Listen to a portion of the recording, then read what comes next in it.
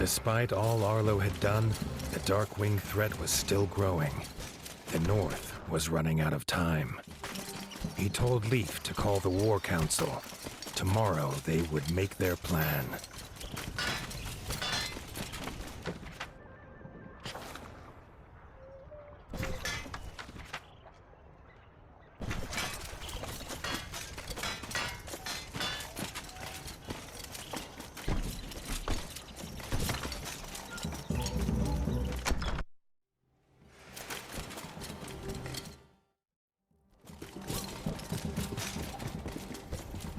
Arlo could not sleep a whisker. He wished more than anything that his father were here to tell him what to do.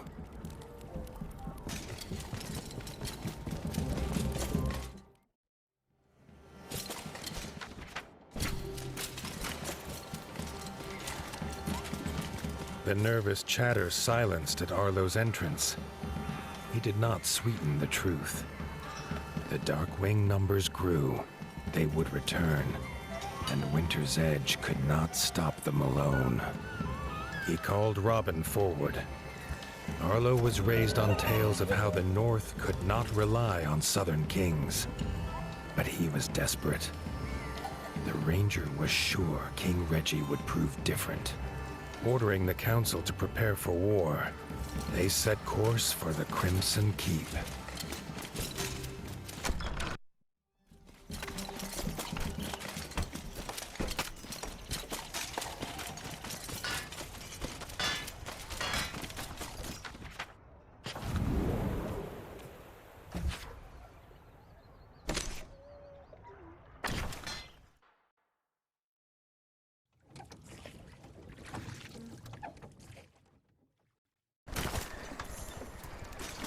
The Crimson Keep's dock was the greatest Arlo had seen. Robin explained it was built by master craftsmoles. He laughed, telling Arlo how ratfolk believed their king paid them by fighting huge warrior moles in an underground arena.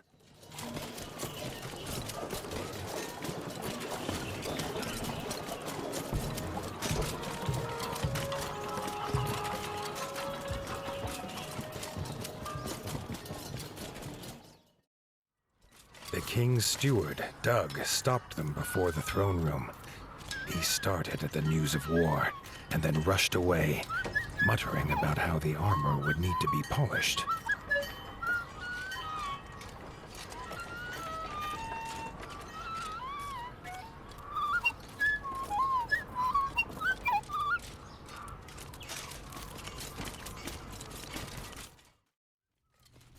Dennis, the king's brother, was also curious to see this northerner. Dennis missed war. He could plainly see by Arlo's expression that was the warden's task. He hoped they could fight together someday.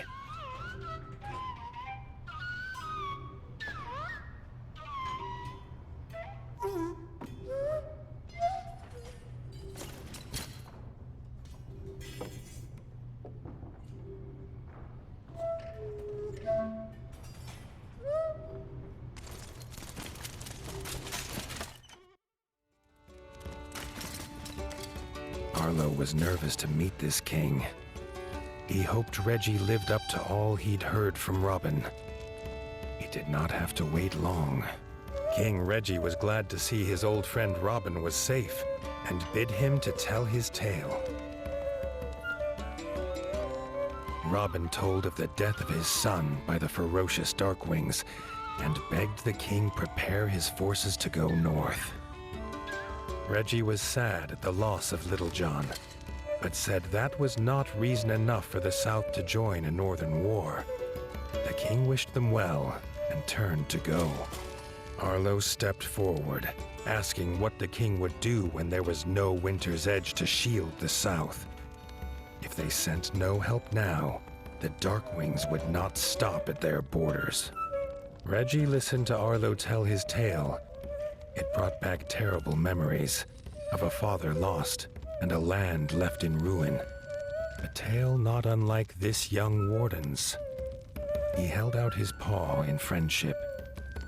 King and warden united, could stop any foe. The southern ratfolk would not simply leave the warmth of their homes for frozen lands they had never seen. A trial by combat would prove his worth. Arlo agreed. He would do whatever it took.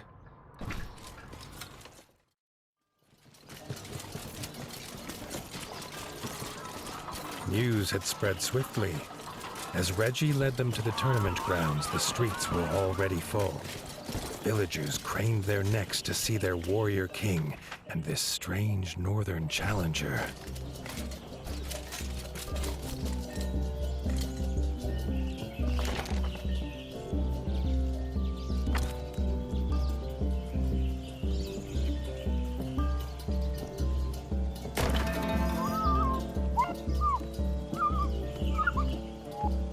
Doug was an unlikely opponent for the first round.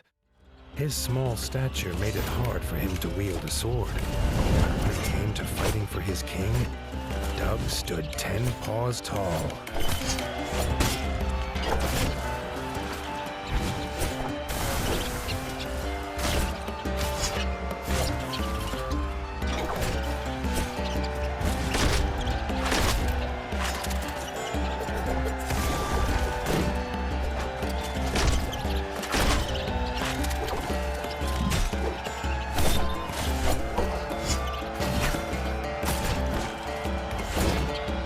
Doug was no match for Arlo's superior skill. Reggie could already see this would be a tournament that they would squeak of through the ages.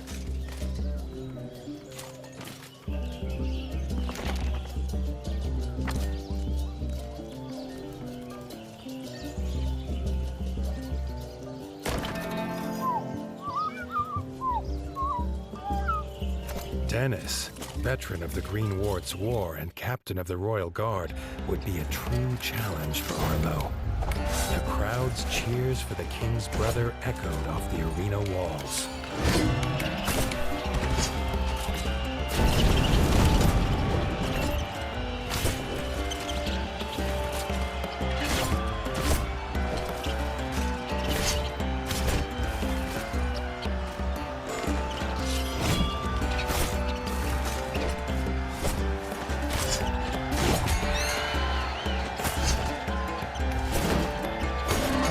Was a veteran too, used to fighting monsters and darkwings with ice under paw. Dennis did not compare. Now the crowd cheered for him.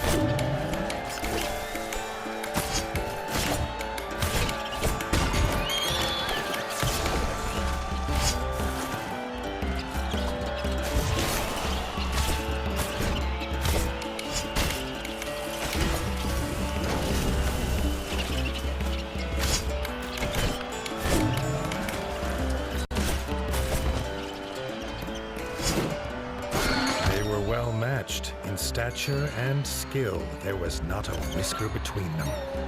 They shook paws in truce. No rat could doubt Arlo's worth now. Reggie said to meet him by the docks. Together, they would wipe out the Dark Wings once and for all. Together, they would attack Mount Cauldron.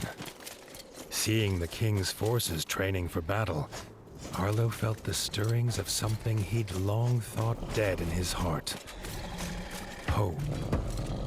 At the dock, Arlo's little heart leapt again at the strange contraption. If it was a boat or a house, he could not tell, nor why it had a giant sleeping fuzzlebug atop it. From inside emerged King Reggie. He was not alone. King Reggie introduced Bertle. Arlo felt something comforting in the turtle's presence. Bertle was proud to take the army to Mount Cauldron in his bug ship. They would make camp at Highland View, where Arlo could find them when his forces were ready.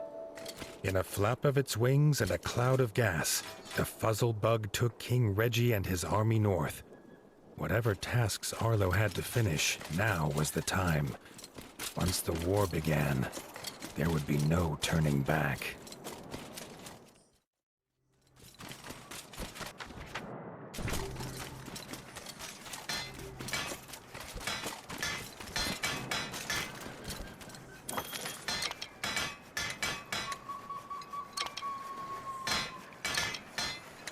The King card. A rare card indeed. Although rare, its qualities are not always positive. The Smith card. Highly sought after for its ability to change the qualities of other cards.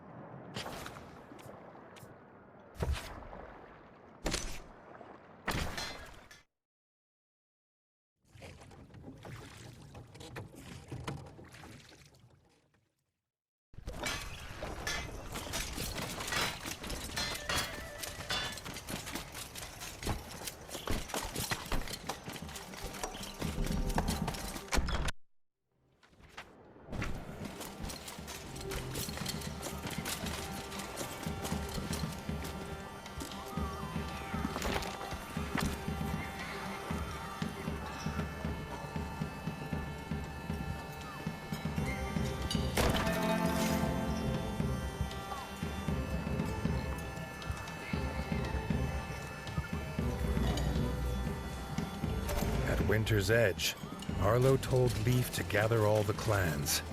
Tomorrow, they would make their war.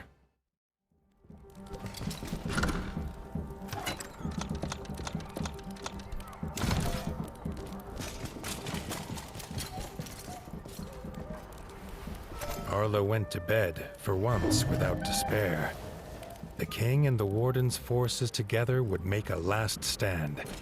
They would sing of it forever. He wondered what sort of tale it would be.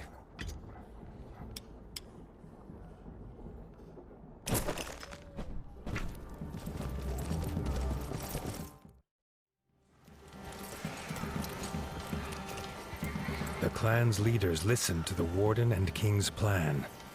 They were nervous of this flying contraption, but their fear was as nothing compared to their iron will.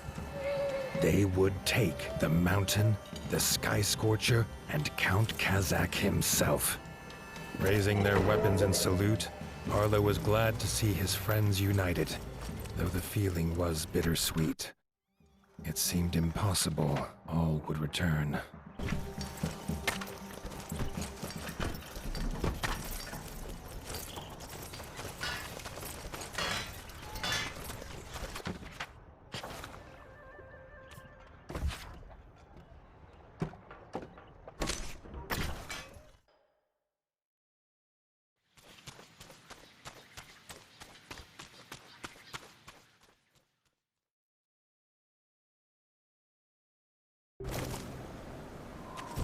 King Reggie's camp had creatures of every clan, armed and ready to fight.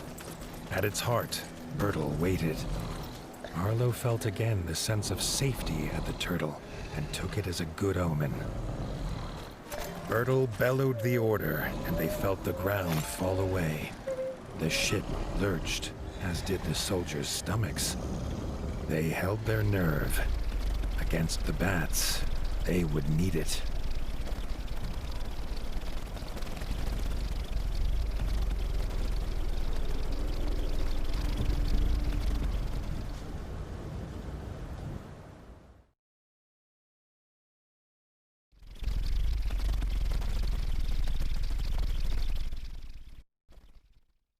They landed with a thud. Arlo loved mountains, or had loved the thought of them in the great tales of far away. But this one he did not like at all. Its icy wind chilled more than his fur. They made hasty camp, readying themselves for the fight. Keeping busy stopped the frost from biting.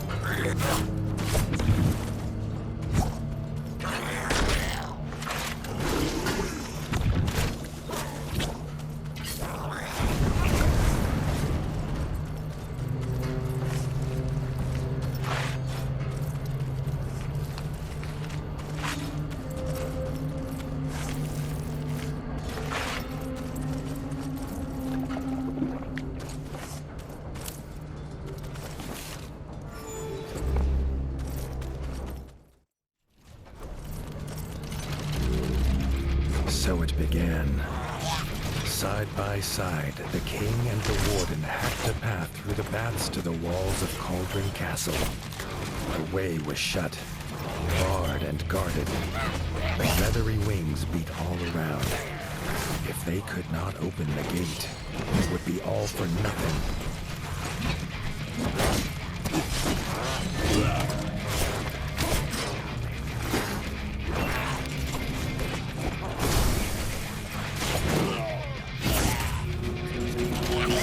Reggie sounded his horn. Out of the icy haze came Dennis, a barrel on his back, its fuse lit. The king had come prepared.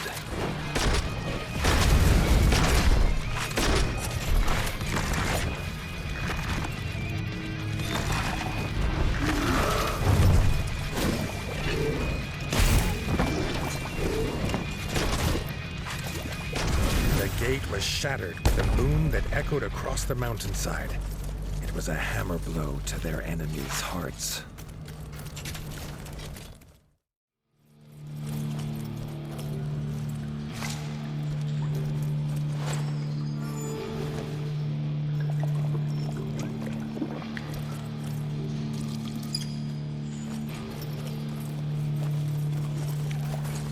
Inside the castle, they found themselves in the chef's store. Before they could be disgusted at the contents, they had to take care of the chef.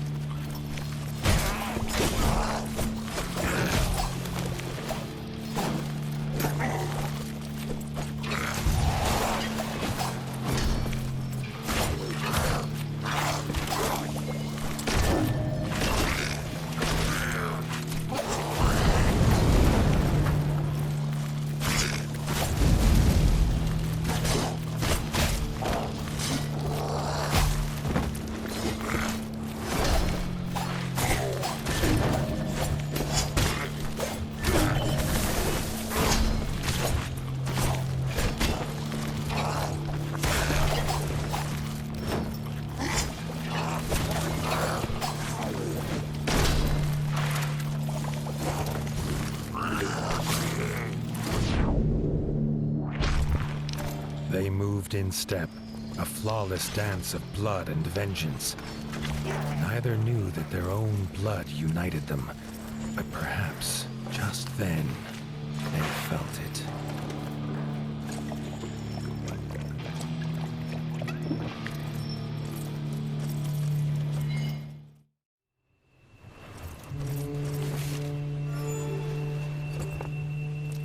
They stood together in fellowship, the clans of the Ratdom. Here they would make their final assault. Reggie raised his sword and issued the cry. Charge, army of the mighty Paw!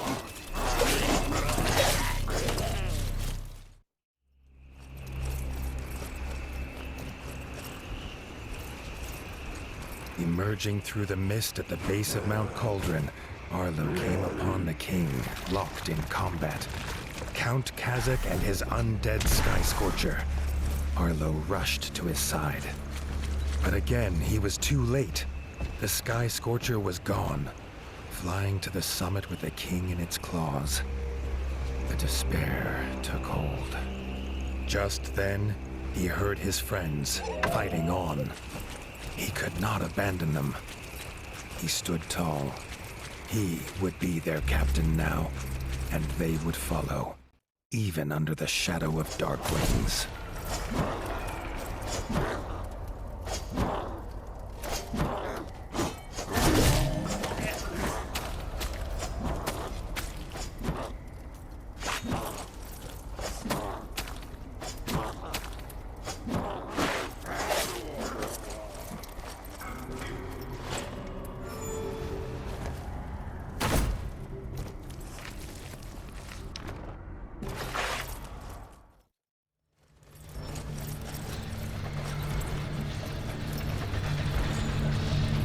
Arlo found Rita battling the Darkwing Smith, but the Smith's mighty hammer soon overpowered her.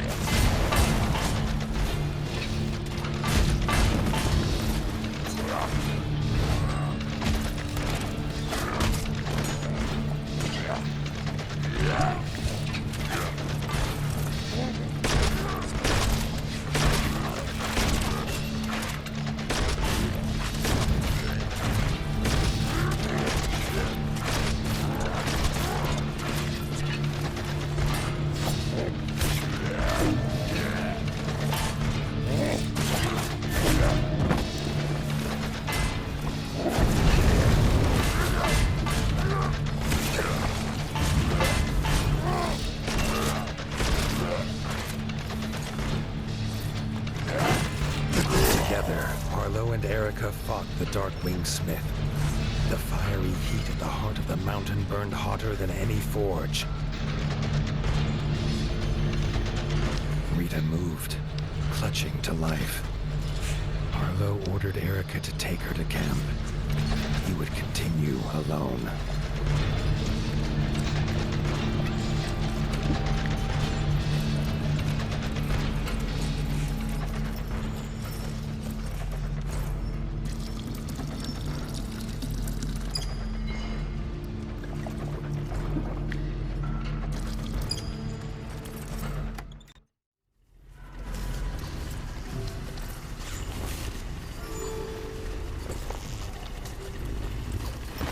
His whiskers twitched and crackled. There was dark magic here. Sky Scorchers in cages, abominations made by some spell.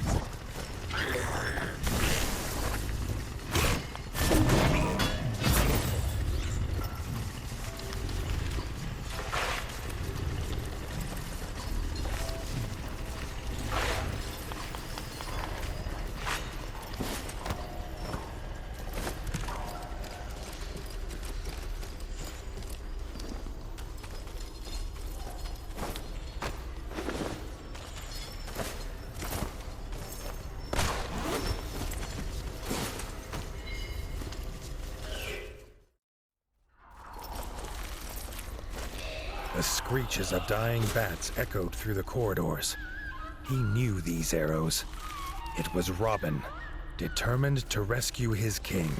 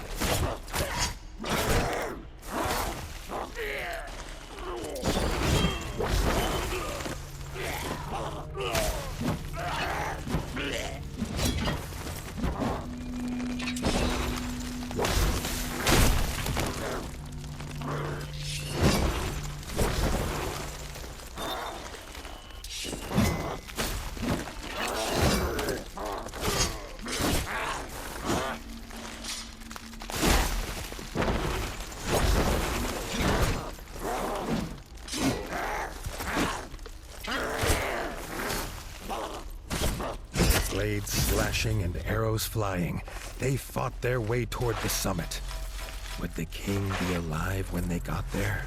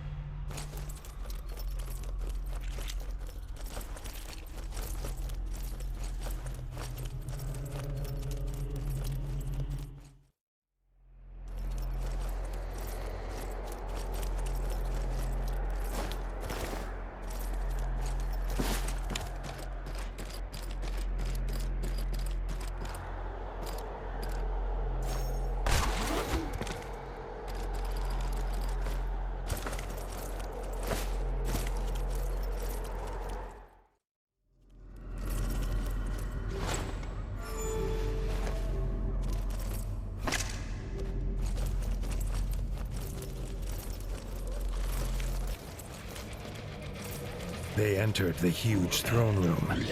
They finally set eyes on the foul, laughing figure of Count Kazak, sat on his icy throne. Turtle kneeled exhausted before him. This pained the warden more than he could explain. Kazak left his beast to fight them. He had a king to kill. Marlowe and Robin fought with all they had, their hope driving them on.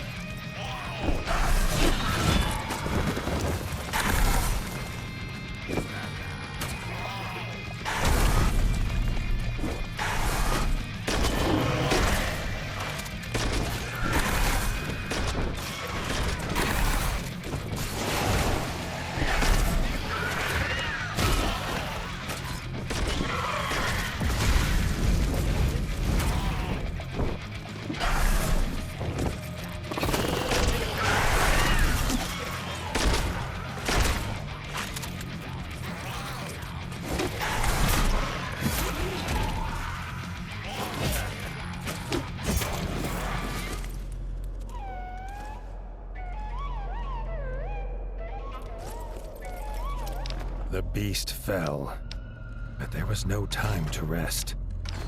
Leaving Robin to tend to Bertle, Arlo headed to the summit to find Reggie.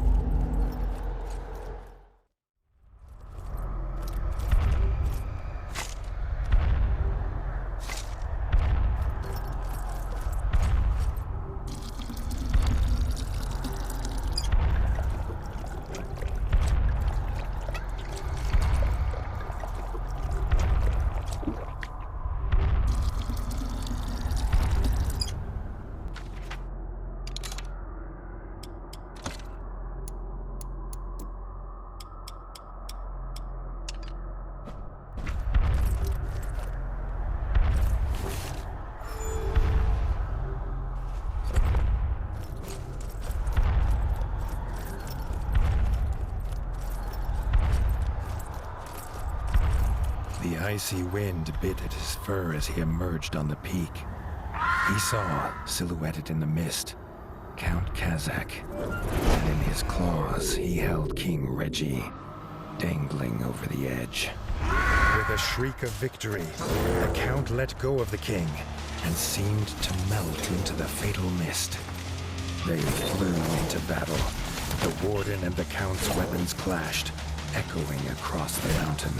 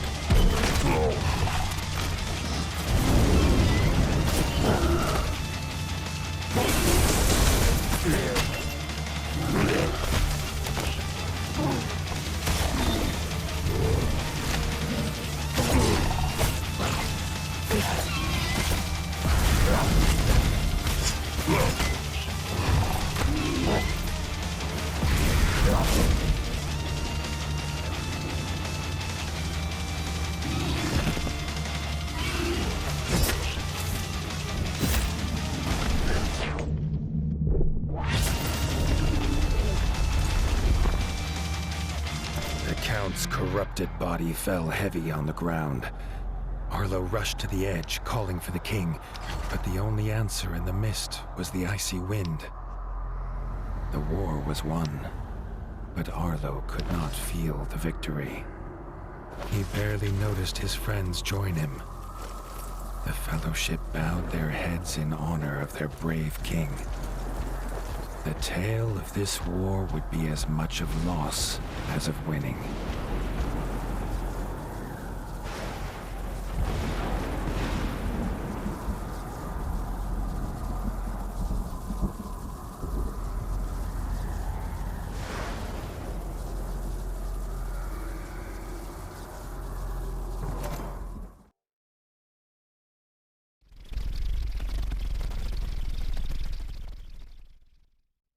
They returned to the Crimson Keep in near silence, each with their thoughts. There would be no victory parades.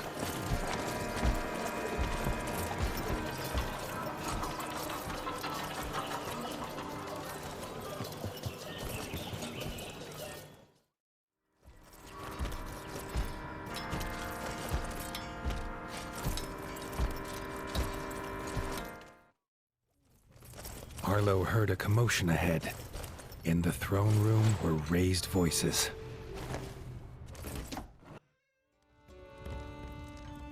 Bertel stood in front of Reggie's throne, holding the crown, asking who should now carry this burden. Dennis barged forward to claim it. He was brother of the king. It was his by birth. Robin stepped forward and proclaimed that Arlo was rightfully king. Without him, there would be no kingdom to rule. He had proved himself on the peak. He was not alone. Leaders of the clans stepped forward and echoed their favor of the warden. Arlo objected. He had no claim here. Bertel slammed his staff into the floor to silence the rising voices. He had a secret to tell. Arlo's father was King Rattus. Bertel himself had delivered him as a child to the warden. He had a claim, if he was willing to take it. Arlo felt the truth of it, and the paw of destiny seemed to push him forward to take his place upon the throne. Bertel placed the crown upon his head. The weight of rule was his now. Dennis had been forgotten in the shouts of joy from the clans. He raised his blade and swore vengeance. It was his birthright, and he would reclaim it from this usurper. Arlo set aside the warden and became the king. A new dawn broke over the land, bright and clear. The king sensed it would not last. The promise of his half-brother would surely mean war would come again. But that, as they say, is a tale for another time.